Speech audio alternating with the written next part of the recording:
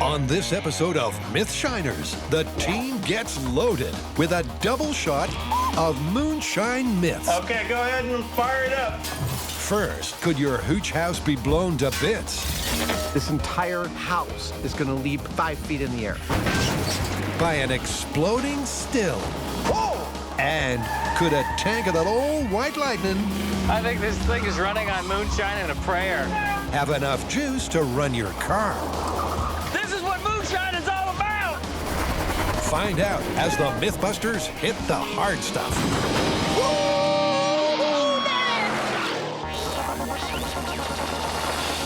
Who are the Mythbusters? Adam Savage I got the chicken! and Jamie Hyneman. I'm ready. Between them, more than 30 years of special effects experience. Together with Grant Imahara, Carrie Byron, Always makes me feel dangerous. and Tori Belleci. There's something you don't see every day. They don't just tell the myths, they put them to the test.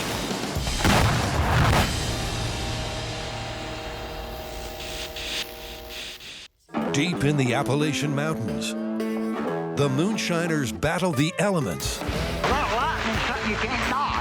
each other, and the law You never know when you gotta run.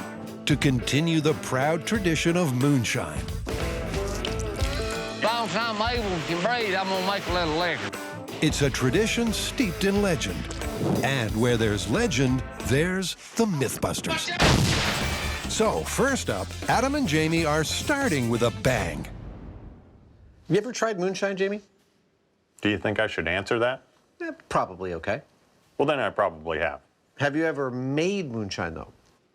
Do you think I should answer that? Probably not. Well, then I probably haven't. But you are familiar with the idea that moonshining carries with it some dangers that it can achieve mythical proportions. You mean like it can burn more than your throat? Exactly. What we've got here is a story about a moonshiner making moonshine when something goes wrong and blows his entire moonshining shack to smithereens. That sounds great. According to this legend, a moonshiner is distilling his liquor when suddenly, no more shack. But could a still really blow your hut to high heaven? Now, of course, I don't expect you to divulge any secrets you might have learned during your misspent youth, Jamie, but how do you think the best way to tackle this story is? Well, this story's about an exploding moonshiner shack, so we're gonna have to build a shack. Of course. But if you're gonna make moonshine, you're gonna need a still. And maybe that's where we start. Just go downstairs, make a still, and start brewing our own alcohol. You betcha. Yep, step one is to get into the spirit of the myth. If we're gonna be making some moonshine, we're gonna need to make a still. That's a machine for distilling alcohol. And to make a still, we're gonna need a ton of copper. Luckily, we got a ton of copper. Adam is testing his metal by building an authentic copper still. It's important to really get into your work.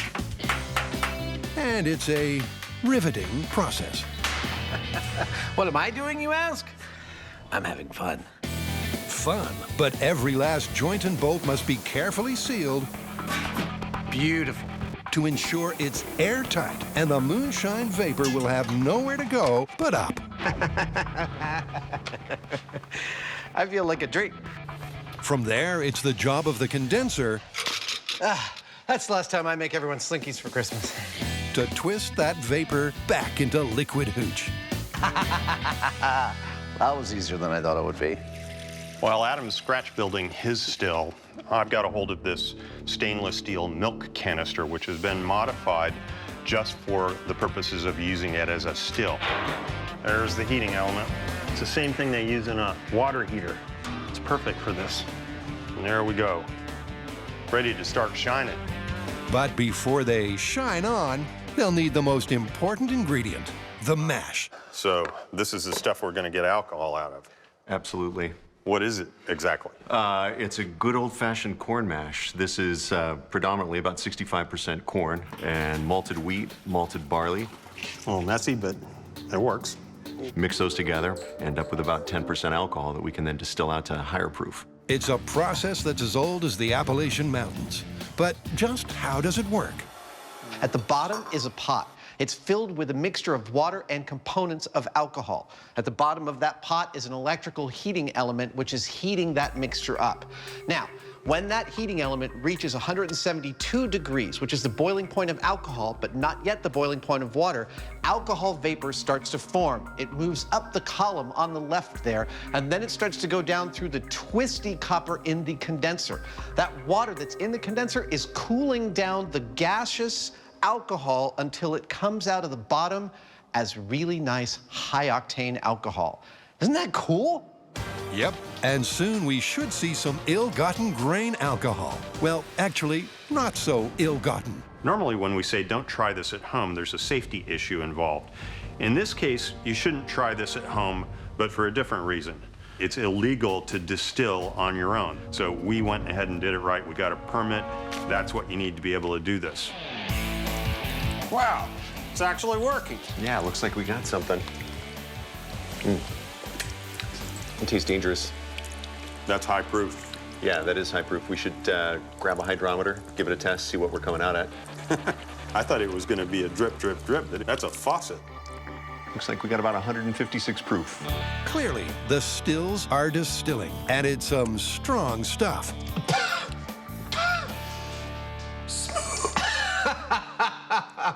Oh my gosh, I don't think I've ever put anything in my mouth that was that high octane. Now, to take the shine to the myth. Jamie's kit still was able to distill a few gallons of alcohol, and so is my home-built still. We now have a couple of working alcohol distillation machines. Now it's time for us to go out into the field and see how these working stills can fail.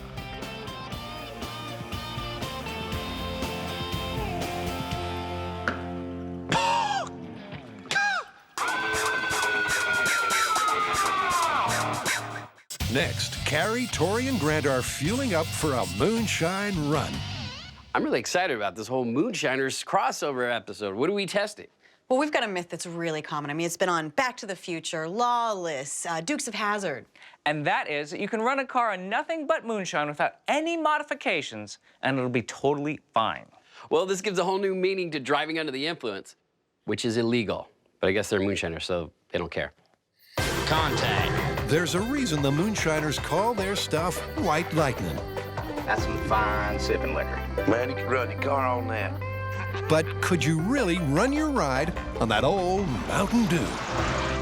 All right, so I get the concept. Can an unmodified car run on moonshine? But it's a little vague, right? True. I mean, they don't say what kind of car, what kind of moonshine, or even the definition of run. All right, well, why don't we start off simple? Let's get 3 different cars from 3 different decades. We'll get a carbureted one, a fuel-injected one, and a brand new car. We'll fill it up with the most typical type of moonshine and see if the cars even drive. We're gonna put moonshine in a brand new car. Don't worry, it's a rental. Okay, so it's not just one for the road, it's 3. All the cars are the same make and model, but Grant's flashing back to the 90s and Tori's grooving in the 70s. You guys ready to party? So this is our course for today's experiment. It's designed to put our cars to the test in various ways, including starting from a stop, acceleration, precision maneuvering, and 3-point turns. Now we're gonna put moonshine in, and assuming they start, we'll put each vehicle through 3 laps and score them. And based on that, we'll find out which era vehicle, if any, performs the best on moonshine. What I have here is traditional moonshine. Now, this is what we're going to be using to fuel our cars. Now, this particular moonshine is about 192 proof, which means it's about 96% ethanol. That goes down smooth. Now, ethanol is the fuel that race cars use, so there is a chance that this could work. However, our cars are far from race cars. They're not tuned up for this kind of fuel. So is this going to be an effective fuel? We're about to find out. First to cruise on the booze, it's Tori's 70s car. I'm driving a 73 vehicle, which, by the way, has a carburetor. Now, a carburetor's job is to mix the fuel and the air together so that the engine runs smoothly. Now, if there's not enough fuel and too much air, the vehicle is going to be running lean, which means it might not run at all. Now, if there's too much fuel and not enough air, the vehicle is going to be running rich, which means it could flood the engine or it could be running hot and smoky. here we go. This is Moonshine in a carbureted car in 3, 2, 1. Come on! Come on, baby. Come on! Oh! Oh my God. Oh my God, here we go. Yeah! All right. I think this thing is running on moonshine and a prayer. I think it's just running on a prayer at this moment. Is that stalled? I think it's stalled. Oh! It's stalled. Oh, start it again.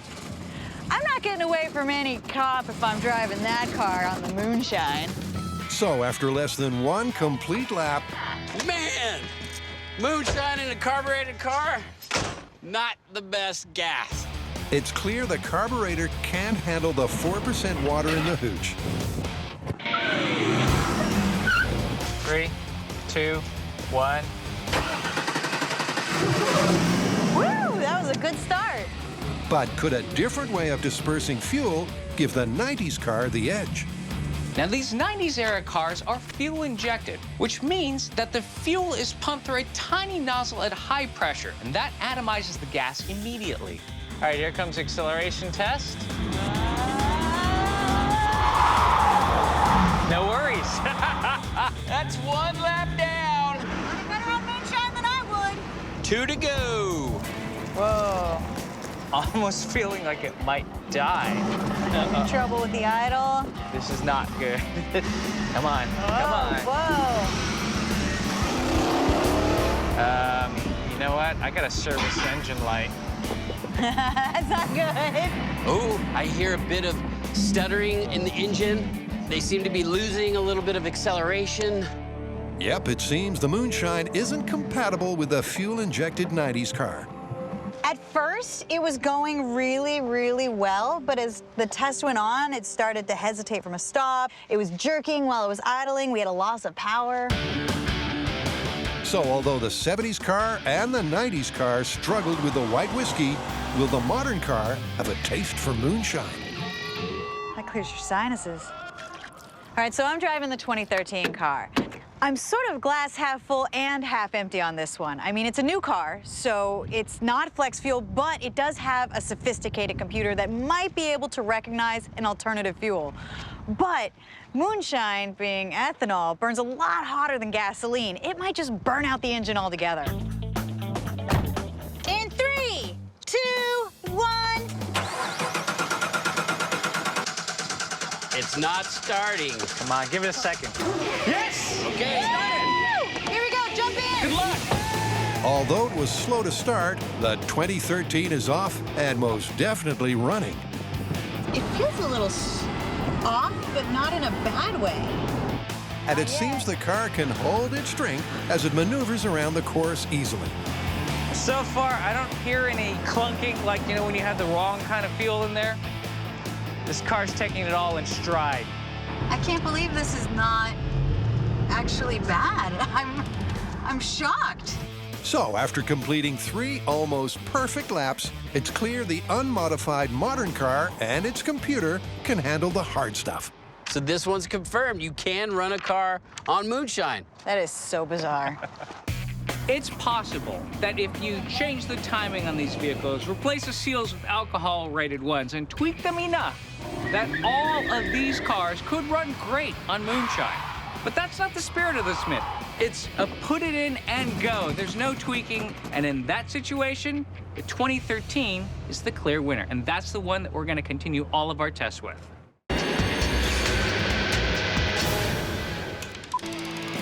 Because they spend their lives on the wrong side of the law, moonshiners are always on the lookout for trouble. And when it comes to trouble, a boiler full of flammable vapor is top of the list. But could a still really explode and take a shack down with it? Feel like making some alcohol? And blowing some stuff up. Yeah, let's fire up the boiler. Well, first, they've got to build their still house. That's the floor. Let's screw it down. Yeah. It's a quick and dirty shack that's got 3 walls in no time. All we need is a roof over our heads.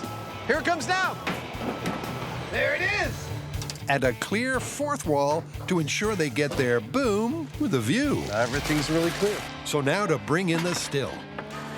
If this is a story about an exploding still, what is it exactly that is supposed to make the still explode? Well, as the mash burns and alcohol is produced, particulate matter can actually build up inside this thing and cause a clog. Now, when that clog happens, all of a sudden you end up with alcohol with no outlet, and that makes it become a pressure vessel. And we all know what happens on Mythbusters when a pressure vessel fails. Oh! How am I going to induce that clog in the still? With this, a simple half-inch copper cap soldered to the only outlet for the alcohol. That is perfect. Now, once we've eliminated its outlet and start to heat it up, it will find its own way out. The question we're going to answer with that experiment is, how bad will it be? So for their worst case scenario still failure, they've deliberately blocked the outlet.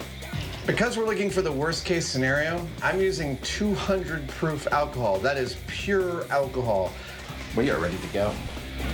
Distilling from pure alcohol means more vapors and should mean more pressure for the still. To get a big explosion, we need to build up a lot of pressure.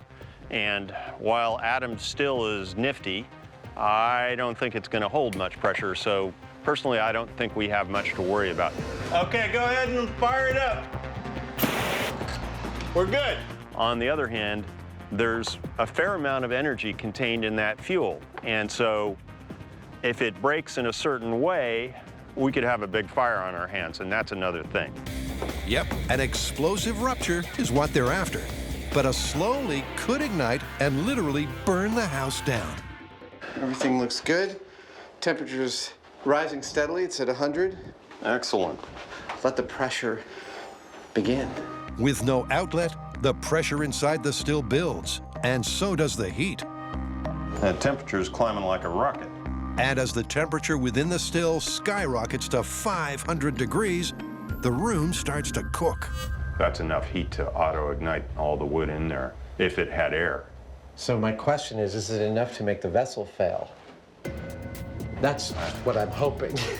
To confirm this myth, they need an instant, catastrophic, explosive failure. Smoke coming off the top.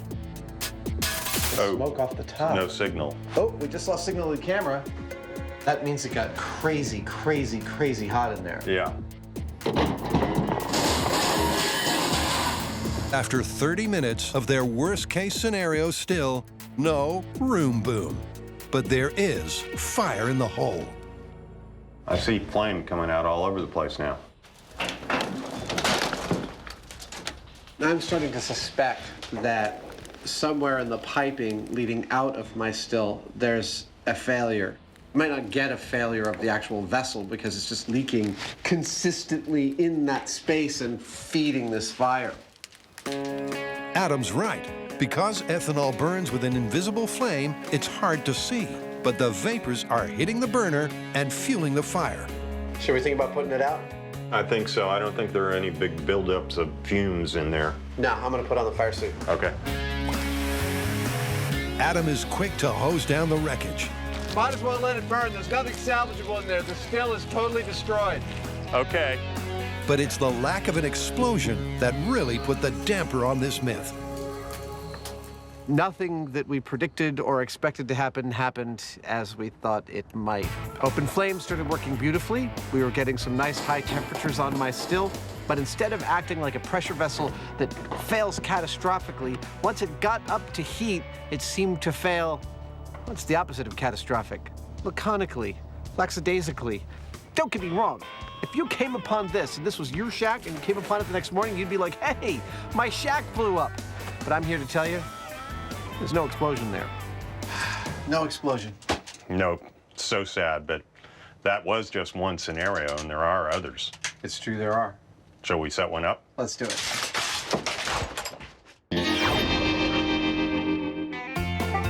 There's no doubt that moonshine can be very strong stuff. All right, here we go. We got some moonshine going. And it even looks like you can run a car on it. So we put moonshine in a car and it ran. That's myth confirmed, right? Not as far as I'm concerned. I've always heard the myth that a car running on moonshine will outrun a car running on gas, that the moonshine will outperform gasoline. I mean, that's how they portray it in the movies, right? All right, well, why don't we continue our test with our best performing car? Let's also mess with the formulations for the moonshine, find the best proof to run in the car, put it head-to-head against a gas-fueled vehicle, and do sort of a comparison, a moonshine run. A moonshine showdown. I like it. I think we are in the right place. So before they go head-to-head with gas, they're making a refueling pit stop at St. George Distillery. So here's how we're gonna get different proofs of moonshine to test. First, the mash goes in the still, and it's heated. As it heats, alcohol boils off and comes out the other end of the still. We got moonshine. Now, during this process, the mash is getting lower and lower in proof. Therefore, more water is starting to boil off, getting a lower and lower proof coming out of the process. You might be thinking, why not just use the highest proof you can get? I mean, higher proof means more alcohol, means more bang, right? Well, yes and no. Think of it this way. Race cars are tuned to use almost pure alcohol, and it works great for them. But that sort of fuel is not necessarily what you'd put in your regular family car.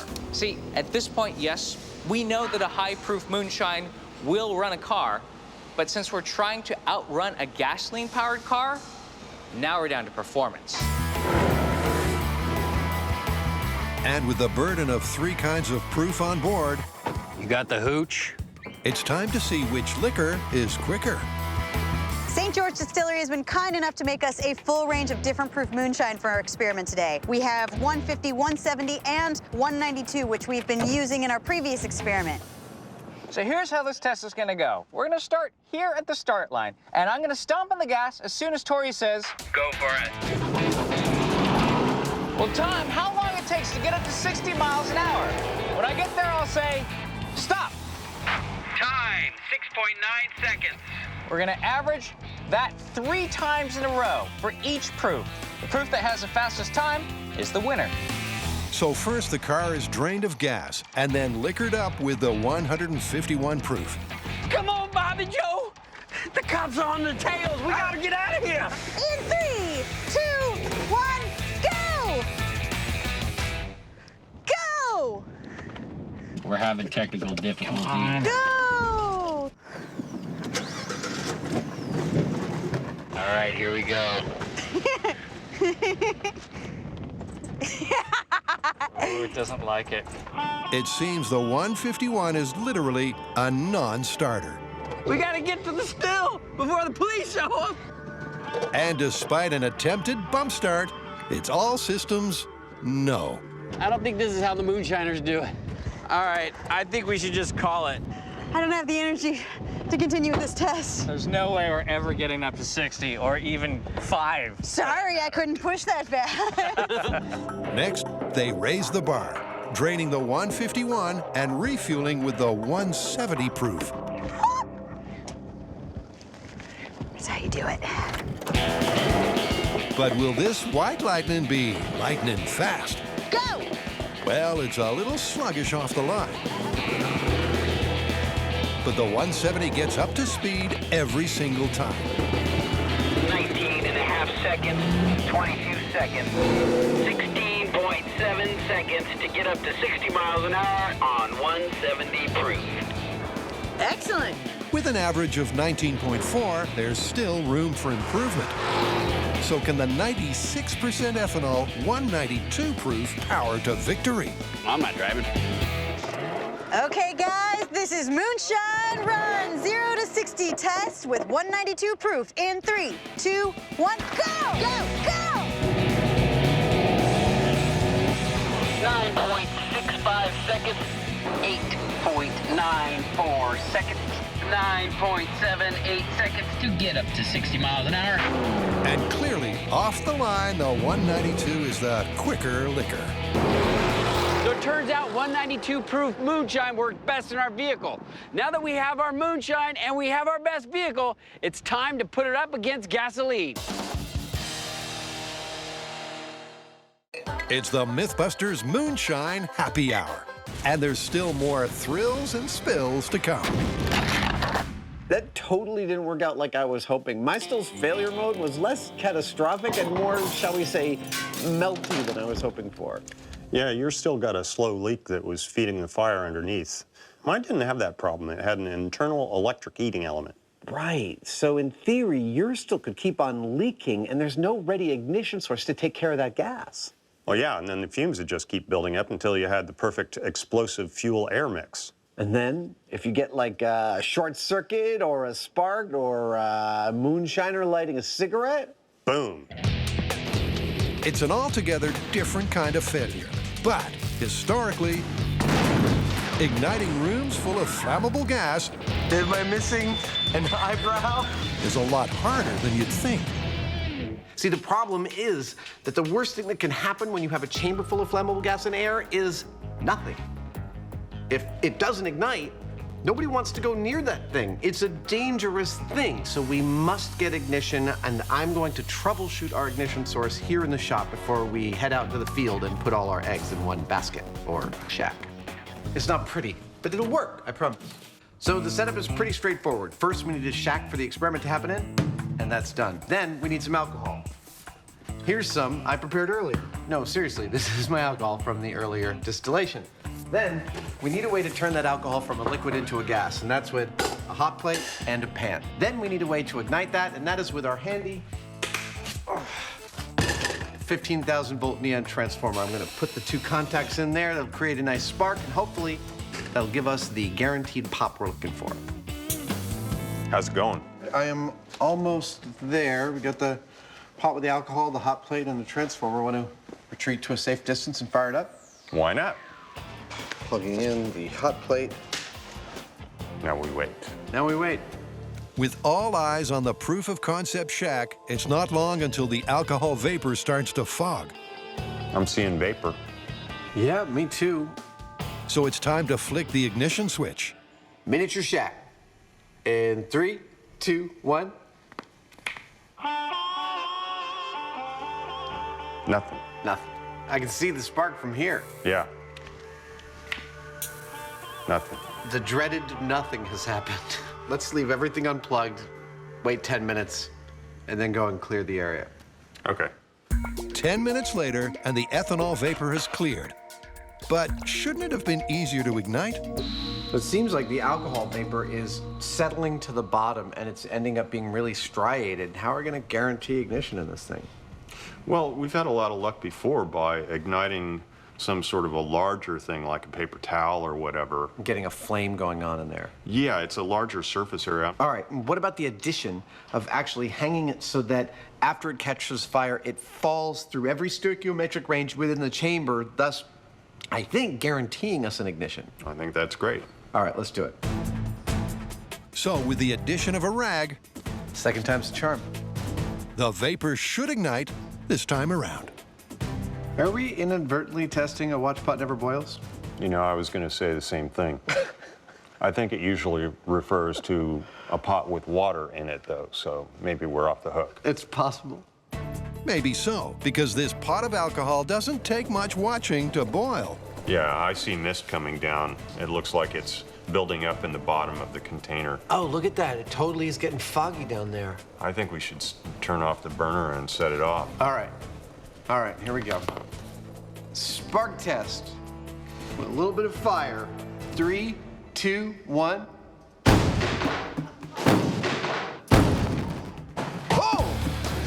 The rag put the torch to the ethanol, exploding the shack just as they hoped it would. And it's clear those alcohol fumes sure are dangerous. Oh, I got a little bit of fire going on. All right. Oh. No, I was going to try and hold it closed. Oh, I see what you're doing. Okay, now where's CO2? That's not CO2, I guess, but it did the trick. It certainly did. I'm going to go out on a limb and say, I think that's an incredibly effective ignition method, and let's go with it. Works for me. But the question now is, will it be just as explosive, supersized? There's no doubt that if you brew it just right, Finally, good liquor, man. you can run your car on moonshine. Okay, started. Provided you have the right car This car's taking it all in stride. and the right moonshine. But could white whiskey ever outgun gas? You ready for some new awesome memories at this track? I'm ready to do some racing. So for our Moonshine Fuel Face-Off, we've come out to the Petaluma Speedway. We're going to test both speed and performance. We have a course set up. We have 2 identical cars. They're both brand new 2013 cars. The only difference is one is filled with moonshine, one is filled with gasoline. We're gonna have Tori run the course 3 times in the gasoline vehicles, 3 times in the moonshine vehicles, and whichever fuel has the fastest time wins. Now, personally, I think the moonshine has got a chance. Well, that's to come. First, Tori's setting the pace with regular old gasoline. In 3, 2, 1, begin. And he's off to a wheel-spinning start. Tori's top speed attempt has him drifting on the dirt. Yeah, well done. Sharp turn, getting sideways to the inside. I know there's a gas car. This is made for this, but maybe not for Tori's driving. Tori's got his foot to the floor, but with this kind of track, that means he's not getting much traction. The gasoline car was performing so well that as soon as you hit the accelerator, the wheels are spinning. That was a nice recovery on that fishtail. There was a lot of times where I was spinning out because this car is not designed for a dirt road. All right, come around the last lap right now. Going around the outside. Woohoo! So I was constantly having to readjust the steering to stay on track so I didn't spin out, and then I kept my speed up so that I get the best time. And it didn't hurt to have, you know, a screaming co-host in my ear to heighten the whole experience. Woo! Come on in! The gasoline car takes the checkered flag at 2 minutes and 26 seconds. Way to get sideways!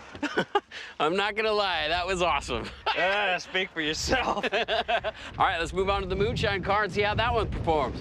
Now, gas versus moonshine, I don't think moonshine's gonna handle this track very well. Going from slow to fast quickly is not one of its strong points as I've seen so far. I think gas is definitely gonna rule it here. Okay, here goes Moonshine Run. In 3, 2, 1, go! It's all down to Tori, but can the rocket fuel outperform the gas? Woo! Look at that fishtail. Nice. To confirm this myth, the moonshine car has to complete 3 laps in less than 2 minutes, 26 seconds. Now, we saw a little hesitation on the 0 to 60 test, but out here on the track, oh my God!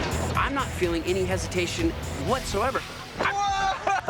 I feel like there's too much power. Yep, it seems as though the slower acceleration of the moonshine has the wheels taking the dirt track in their stride and gaining on the gasoline. Can you smell the corn? Yeah, I can. It smells a lot better than gas exhaust. And the best part is you can drink it when you're done driving. Woo! That's not called multi-purpose. God, I wonder if it's handling any different from the inside, 'cause from here it looks fine. Woo-hoo! This moonshine is giving me a lot more to get up and go. We might be onto something here, man. Maybe this is true. As they come into the last lap, it's looking like this could be a very close run thing. This could be a tie. This could be it. We're gonna beat our time. Here we go. Woo! All right, what's that on the clock? Oh my God, that's amazing. What was our time? You beat it by 2 seconds. Wait, we actually beat our time? Yeah, you did. Dude, that's amazing. That's insane. Amazingly, the moonshine outgunned the gas, but that's still not a definitive result for Carrie. Moonshine has done amazingly well, far beyond what I expected for both the speed and for performance. But what I'd really like to see, what I really think is going to give Moonshine a test, is longevity. I want to see a long moonshine run. I mean, moonshiners are doing something illegal. They're not just going to pull over when the cops ask them. They're going to keep going. They need to outrun them. This is a run and gun situation. I want to see if Moonshine can stand up to a real moonshine run winning a car. Yep, coming up, the law catches up with our moonshiner. Moonshiners! What the heck? Look at him! But will it be last orders for the myth? Woo! Did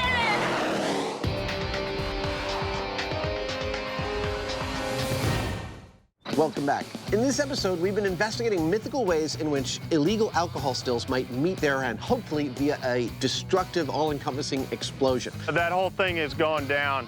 I know it might look like I'm standing in the aftermath of a successful explosion, but in fact, we have to admit that this experimental setup was a bit of a dud. The still is totally destroyed. And so we built a second shed, exactly the same as the first, except in this one, we will be investigating a totally different kind of explosion. We will have Jamie's still in here, and we're going to pop a leak in it. Now, the hole in the middle of it will be a perfect leak. When we have what we consider enough vapor, we will introduce an open flame. Whoa! We consider this to be the highest percentage possibility of yielding the type of bye-bye shack fireball that we were looking for. Well, that ought to do it. Heat there, alcohol in there, alcohol vapor out here. Boom. Well, boom, so long as the moonshine to air ratio is right. Alcohol vapor becomes flammable between 3 and 19% when combined with air. The ideal ratio is 7, though, and so that's what we're going to be aiming for. But the thing is, our alcohol sensors are proven to be not so reliable, so what we're going to have to do is measure the oxygen content in the room. There's our sensor right there. Perfect. So we know that when we reach an oxygen concentration of about 19.5%, as opposed to its normal 20.9% in the atmosphere, we'll have our ideal 7% concentration of alcohol vapor, and that's going to give us our best shot. And to ensure ignition, they're using their small-scale technique. Time to soak our ignition source in lighter fluid. But that leaves one key question. How would this happen in the real world? Let's say our moonshiner is out of smokes, and so he drives to town, leaving the still operating, not knowing that there's a leak in it. He comes back with his cigarettes, opens the door, lights one, and up she goes. My prediction here is pretty straightforward. You know, I like the overalls. They make carrying them a lot easier. I think this thing's gonna go ka-whump. I can't possibly do it as loud as it will happen, but I think the visual cue that it's gone ka-whump is that this entire house is gonna leap 5 feet in the air. Still's warming up. Now we wait. The wait begins. But will this be the shining scenario that finally brings the still house down? Starting oxygen reading is 20.9. Our butter zone will be between 19.5 and 20. That's the explosive ratio. And inside the shack, the oxygen level is slowly inching towards it. It's down to 20.3. We can't see the vapor, but it apparently is displacing oxygen, 20.2. The guys prepare to bide their time as the ethanol fumes fill their hut. Wow, things are happening in there. Our feed over here is getting fuzzy. But after just 5 minutes, the air to moonshine mixture hits their explosive goal. It's 19.5. All right, that's the ideal ratio, shall we? Yeah, let's see what happens. Okay, here we go. Moonshining still explosion. Well, We hope. ignition. In 3, 2, 1. Whoa! That was an explosion. That was beautiful. Yep, the still huffed and puffed and blew the house down. That worked perfectly. That worked absolutely perfectly. Let's go check out the damage. Okay. It looks like the still's holding the building up. I wouldn't have expected that. And it did blow apart the building as well as lift it off the foundation. It did, but not 5 feet like I predicted, more like 1 foot. Well, that was as awesome as our first experiment was disappointing. We actually got a ka-whump, a genuine whoof, and a failure of our entire structure. The only thing holding this building up at this point is the still that is inside it.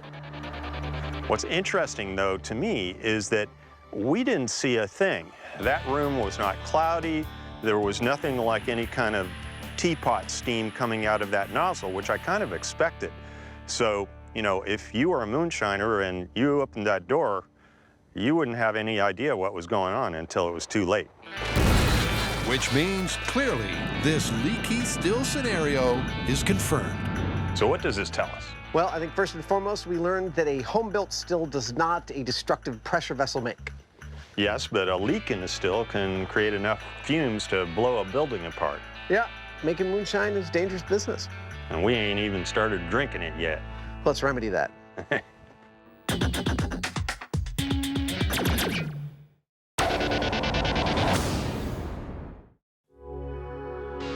Thunder Hill brings back memories, huh?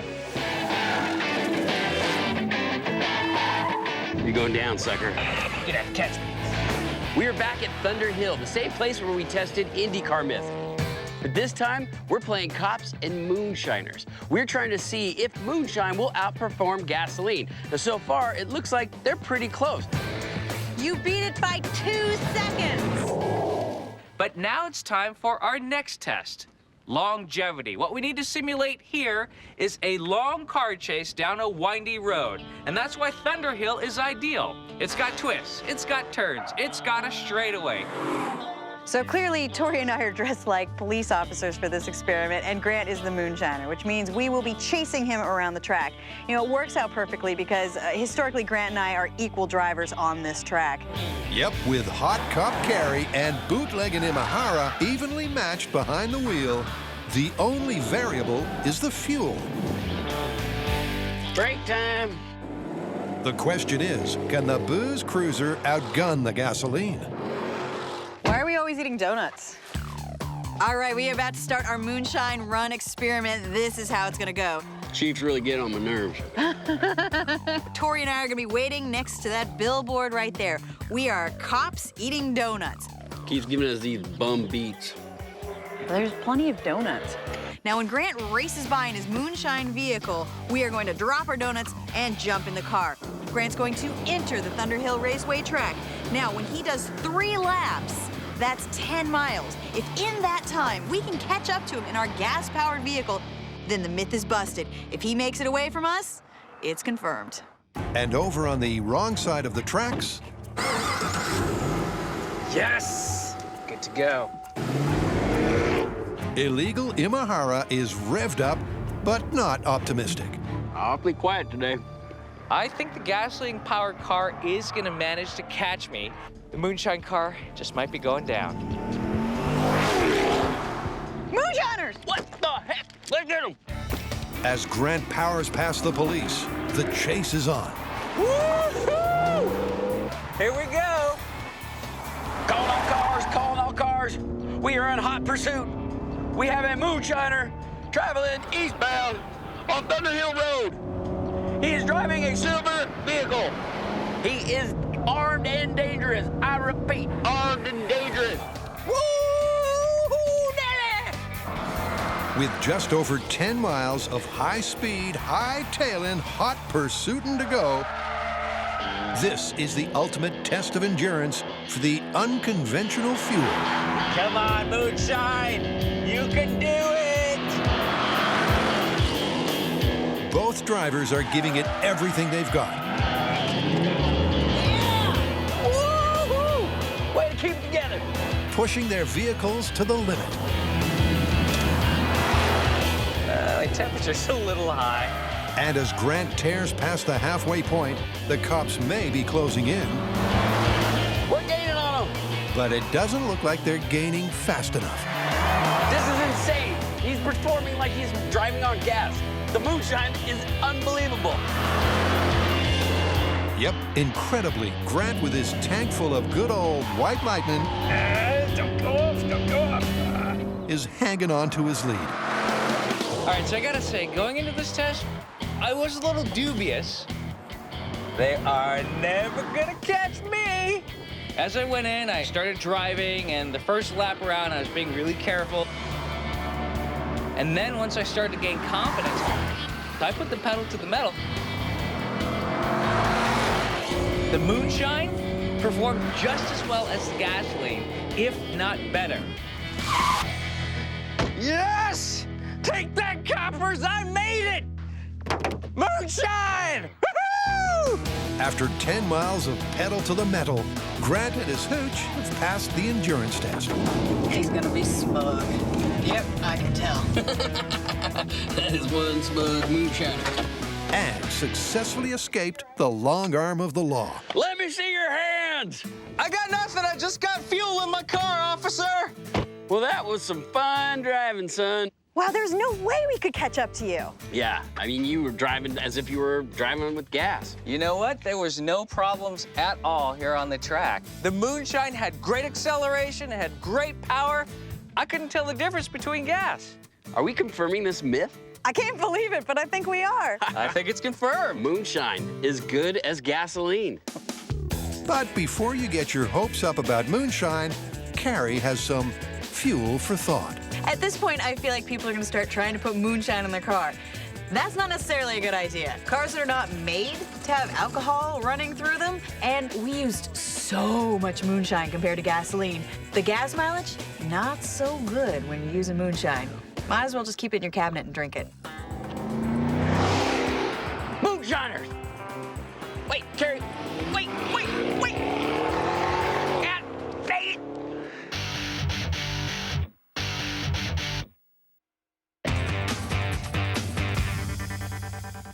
What are we doing back in the blueprint room? I thought we wrapped. Indeed we did, but we just got hot off the presses some news that may change the origins of the story of the exploding still. What? Okay, I want you to cast your mind back to the days you were an illegal distiller. If you knew the cops were coming, what would you do? I'd get the heck out of there.